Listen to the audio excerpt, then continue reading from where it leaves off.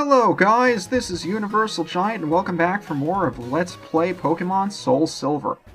Last time we headed up to the Lake of Rage, caught ourselves a red Gyarados, and in doing so, also picked up a red scale, which we're going to be trading to Mr. Pokémon back between Violet City and Cherry Grove before we actually do everything there is for us to do in Mahogany Town, because it wouldn't be one of my Pokémon videos if I didn't start off with something that was completely boring and off track.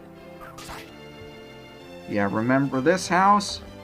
The one we had to go to all the way in the very beginning of the game? Well, if we come back here with a red scale, Mr. Pokémon has an experience share to offer us in exchange.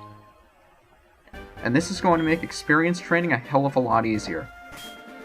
What it does is whatever Pokémon is holding onto it will get half of the experience earned in the battle. And this is separate to whether or not they actually take part in the battle. And Klaus is holding a King's Rock? Why have you been holding a King's Rock? I guess no one else could have used it. But even if you switch in the Pokemon that has the experience share, it'll still get 50% plus whatever the split would be if they weren't holding one, I guess. So they could get more than 50% of the experience. And I'll explain more of what the effect is of having the experience share and why it's helpful later on, because we have to do something. And I'm going to switch out for Duster before we go. Because if you remember, Lance told us that there was some strange radio transmissions coming out of somewhere, and I don't know, maybe it's just the antennae in the tree, or the fact that this is a completely non-suspicious house. Maybe he went in here.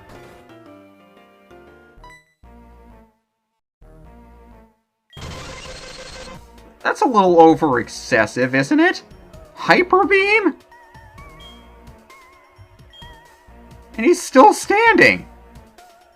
And no one finds this the least bit strange.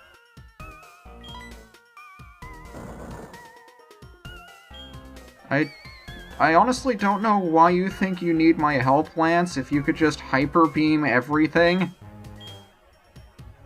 Yeah, no kidding, his Dragon-type Pokemon are tough. But we find out when we head down here. Team Rocket headquarters? I thought we got rid of these guys. Weren't they in the Slowpoke well? They left. Oh well. Let's just head inside and...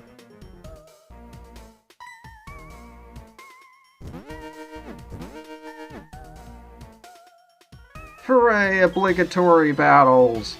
Every time you walk in front of one of those statues, it will trigger this event, where you have to fight a Drowsy by this guy, who is also severely underleveled compared to us because we explored more places than we probably should have by this point.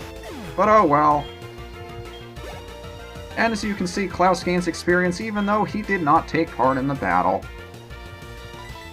And just to demonstrate it here, when we bring Klaus in, he will get more than 50% because at this point he's going to be doing all of the fighting.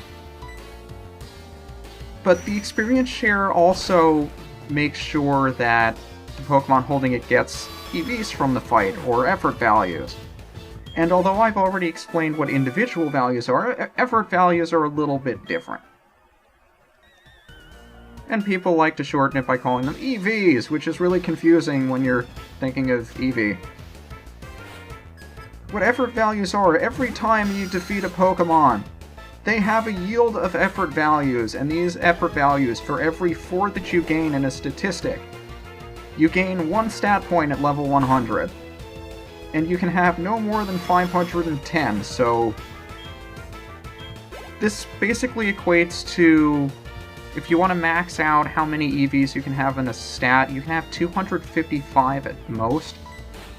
But since it's divisible by 4 in terms of your stat increases, you really only want to have 252 and then stick the remaining points elsewhere. But that's all for competitive stuff. Mainly if you're just playing through the game normally, it doesn't really matter. You can fix all of your problems simply by leveling up. But unlike experience, which is divided amongst your party members depending on who took part in the fight, everyone who took part in the fight gets the equal amount and most effort values you can get from a guy. Say if you're fighting a Magikarp and it yields 1 speed EV, and everybody takes part in the fight. Although the experience is split among 6 party members, everybody gets that 1 speed EV.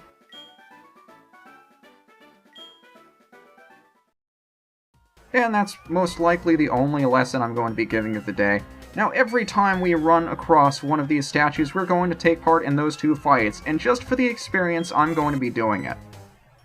But I don't want you guys to have to sit through the same fights over and over again, so I'll just off-screen them.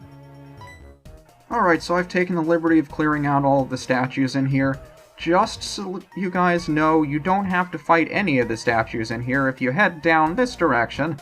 You just have to fight this one dude that's blocking the switch to turn them off.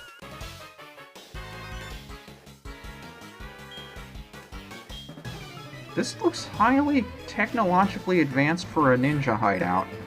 But it feels very strange to be fighting somebody that doesn't have the Team Rocket theme, considering I've gone through a good, 6 of them or so. But what I like using the experience share for early on is to share the effort values around. Because it makes training these guys twice as fast in essence, I suppose. The stat increases aren't that dramatic, especially not early on, but every little bit helps. If you're going to be earning the experience anyway, there's no reason for you not to put the experience share on somebody. I just really hope that you can break through the paralysis and knock this guy out. I'll heal you up with the Cherry Berry if you knock the guy out, I promise, HCB. But I'll be switching around the experience share mainly to whoever I don't think I'm going to be getting the most use out of, or whoever is lowest on levels. The only reason I don't have it on Duster right now is because I like using Duster, and if I put the experience share on him, it just gives me another reason to stick him in the back of the party and never actually bring him out to fight. Which is what I do not want to do, because nobody can get enough of Duster. But I find if I have one party member that I'm generally not using, but I want to still hang around and be about the same level, I'll just stick him in the back of the party holding the experience share, but I want to make sure that I evenly distribute the screen time here, so I'm going to try to keep it off of Pokemon I don't think I'd be using otherwise, simply because I want to get everybody out here. I want to have everybody share the love.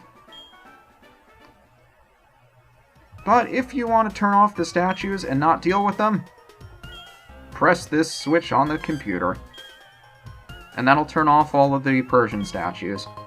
And we pick up a guard spec here. I don't know if we've actually picked one up before, that might be the first one, but it's another one of those... Where is it? Battle items?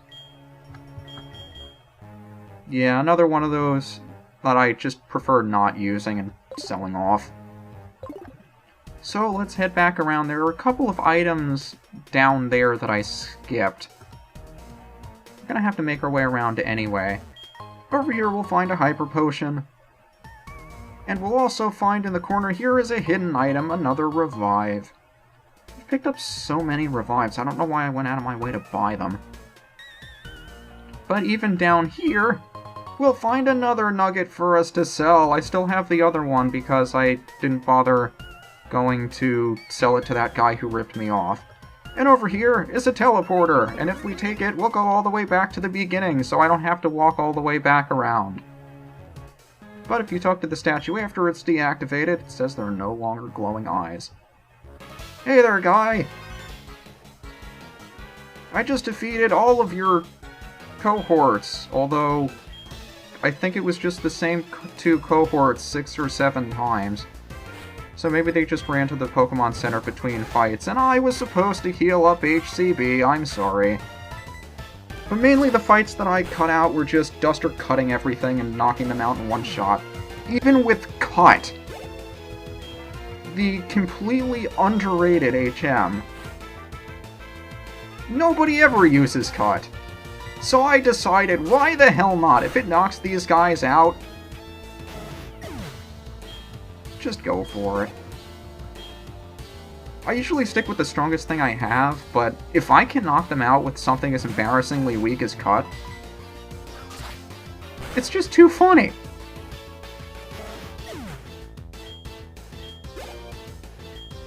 And you have one more Rattata. Oh my god.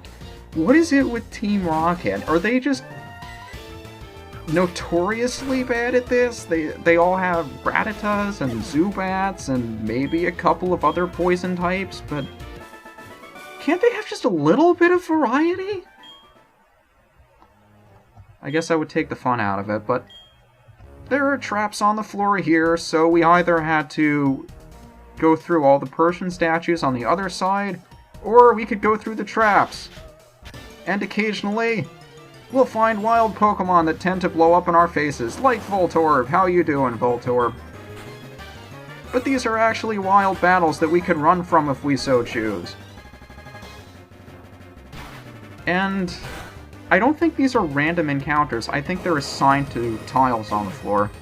Meaning that if we just repeatedly walk back and forth between this tile and the tile that we walked on, we won't get any more wild battles. I think that was specific to that tile. And I don't remember which ones have traps. Darn static. So let's get... who's fast enough? I suppose we could go with Lupus. And we haven't hit any tile traps yet. Oops. I guess the little animation that comes up is indicative of what Pokemon you're going to find. That's actually pretty clever. Now I really want to find the other one. Because the Geodude was the rocks. Ooh, that looks like poisonous gas.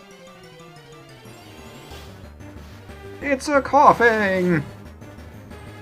Alright, well, we've seen all of these guys. I don't suppose I have to fight them. If I'm not sure I one-shot them, I don't see the point in fighting them.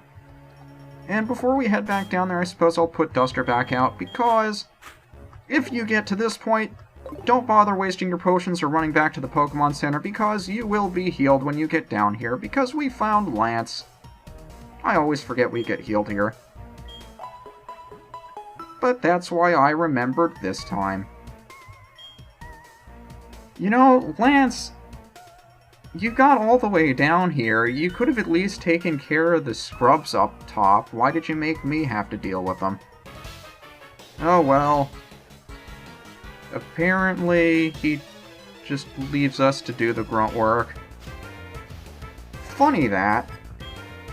You look at someplace like Team Rocket, you look at an organization similar to them, and you think, together they stand something of a chance, but individually they're completely weak. And the executives just leave all the grunts to do the dirty work, even though they're probably the weakest and the least helpful.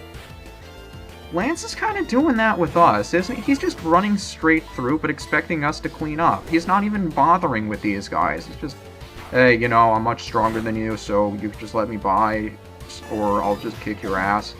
And by the way, there's some kid that is falling up behind that he might, you know, give you a little bit of a problem, but yeah, I just don't have the time to deal with you, so yeah. And I guess they don't have anything to say about it. I mean, if you saw somebody that was much more powerful than you that just wanted to let, you know, go by and not deal with you, you're not going to cause any trouble, you're just going to let him go. I mean, he knows we're behind him, and he knows that we mean well. Why doesn't he just take care of them so we don't have to? He's clearly much more powerful than us, and I don't know. Is it just laziness on his part? Is he actually smart in biding his time? But you get the feeling, even when we make it through here, that we're still gonna have to do the dirty work, you know? We're gonna have to do his job for him.